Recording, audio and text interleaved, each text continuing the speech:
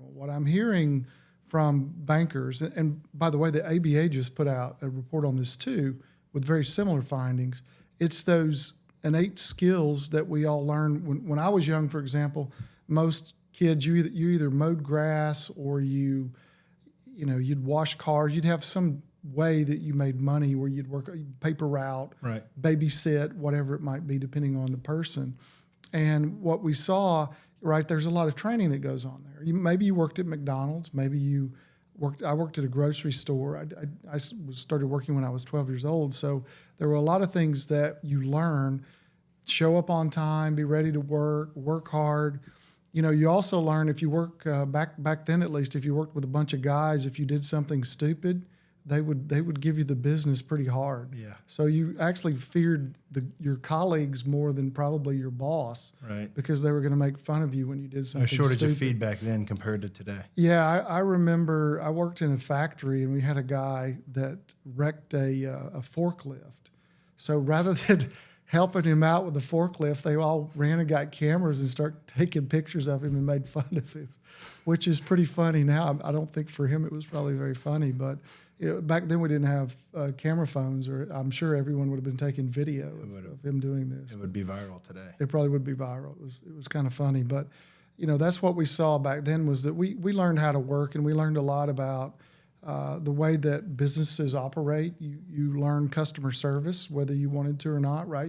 Right. If you're mowing grass, you had to interact with the homeowner, and they would come out and say, no, I wanted it edged right over there, and you didn't do that or whatever. So there was a lot of training that perhaps some of our students don't get if they don't work. I don't know. I don't know why that's the case, but there's a lot of things that we kind of assume that they know. And kind of, I guess, a big, broad way to describe it would be professional etiquette. Mm-hmm. So you see, how and when to answer an email, meaning, you don't let emails sit for 6 days. Not that I've never done that. I guess I probably have, sometimes on purpose, but usually not, right? We miss them. But, there's a lot that goes on that I think our students need to learn that we kind of assume that they know, but they don't. Why would they know that? If you think about the interaction that today's young people have with older people, it's probably not a lot of conversations. That's not true at Ole Miss. Our people are very social and they're very good at that. But what I see across the country is a lot of times the students don't interact very much personally with people that are older than them. And they find it a challenge to do that. Right. And I think that's not a great thing for young people. And maybe there are different ways to do it, but COVID certainly didn't help with that. And we saw a lot of that going on around COVID, where you just simply didn't have people with interpersonal skills because they'd been locked in their home for a year. Well, I think that if you ask just about anybody, what are the competencies, the skills that has helped somebody be successful in their career, and just about anything I can think of, you're going to come up with skills that are not taught in a school, in a classroom. That's right. Yeah, right? Sure, absolutely. It's usually hard work, organization, communication skills, problem solving. Yeah. Some of these you could argue are obviously going to get into a school curriculum, but a lot of them, I mean, certainly when I debrief with a client on an interview that they just had with an executive, and I haven't always done just executive, I've recruited up and down the chain, the feedback that they give is almost never picking apart their technical skills. It's never, right. I don't know that they have, I mean, sometimes it is, but it's almost never, I don't know that they have the right credit experience to be this chief credit officer. Right. It's usually, I don't know that they fit with our culture, that they would be additive to what we're looking to do. They really couldn't tell a visionary story of kind of where their current organization's heading. So it, again, gets back into communication skills. And clearly there's communications classes, but nobody teaches you like meeting etiquette, right? Right. I mean. That's true. Yeah, and also I think it's important that people, you have your own style. And in many ways, some people's styles don't mesh with others, and that's fine. I think we can all, if you think in your head, what's the one person you're like, yeah, I don't really particularly enjoy working with that person. It's probably a style issue. Yep. I mean, it could be something that's a little bit more foundational, like maybe they don't always tell you the whole truth when you're looking for the whole truth or something like that. But in general, I think it's more kind of a clashing of styles. And, but most of the time you've got to work with all sorts of different people, and having those skills, I think, not being thin-skinned, taking criticism, even if it's unwarranted, and unsolicited, you have to be able to do that. For example, from a customer, customers don't mind telling you where they think you've fallen short sometimes. And that's hard for young people, and it's hard for anybody. Right? I don't think anybody loves getting feedback. It never feels great in the moment. That's right. Luckily, I work with team members who are willing to give me feedback. Yeah. And a lot of times my first reaction is, I don't know that I totally agree. Yeah. Almost always, well over 80% of the time. Right. As I resonate on it, at least if not the same day, the next day I'm going, yeah, they're right. Grain of truth at a minimum, usually. That's right. Things. Yeah. It's usually a mountain of truth. Yeah, I agree. And, in my case, there are certain things that people will occasionally say things to me, and I say, look, I've been doing it this way my whole life. I'm not going to change that, so I'm sorry about that. But that's just the way I do it. And that's tough. That's tough because there are certain things wired into all of our personalities sometimes that, and as an example, I'll tell myself a little bit here. I'm not patient. I mean, it makes me crazy when you sit in traffic at the bottom of the hill, like we were talking about earlier, trying to get to the office, and it takes you 20 minutes to go 200 yards. Right. I don't enjoy that. And, I don't let it upset me if I can, but it's just not something I like probably because I've got too much going on and I need to get with it. And I don't really have 30 minutes to go 200 yards. Maybe that's what it is. But well, as we're talking to people who work in organizations, sometimes bigger organizations where things move slowly at times. Right.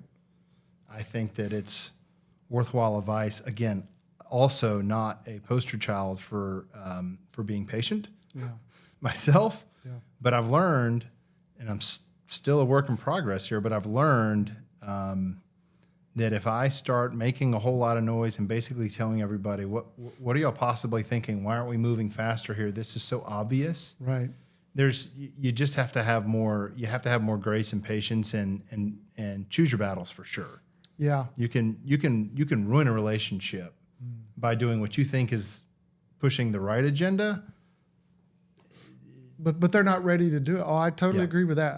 I know as being a leader, even if you've got the perfect vision and the perfect execution of that vision, if your people are not with you, then it's not time to do it. They're not ready to go down that path yet.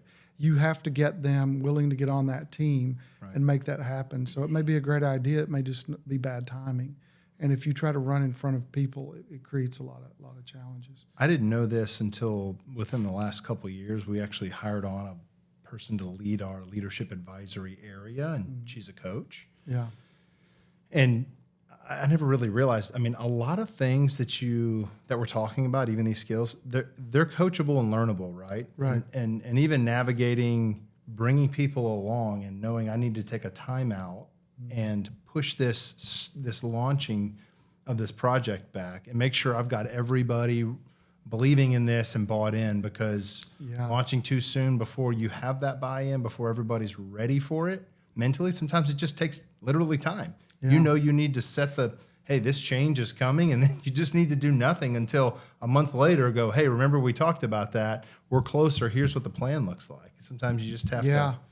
It's kind of like when I'm telling my kids we need to leave somewhere. I go, hold on, I'll be right back. And I go, we're needing to leave. And the kids go, no. And I'll go, okay, 5 more minutes. Yeah, that's right. And I'll come back in 5 minutes and they're ready to go. That's right. Yeah, and if something is really disruptive, like a merger or something like that, then you end up, people are very worried about perhaps their jobs or whatever it might be. Right. And so it's almost like the Army. You hurry up and wait.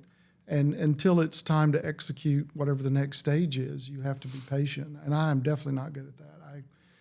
It's kind of odd that I ended up working in an environment where, we make the Senate look quick and deliberate sometimes at a university. Things move pretty slowly, but that can be a challenge for sure if you don't have great patience, which I don't. So could probably use some coaching maybe. I think most successful people that I've met and interviewed would, if you asked them, what are your shortcomings, they would usually say 2 things. Yeah.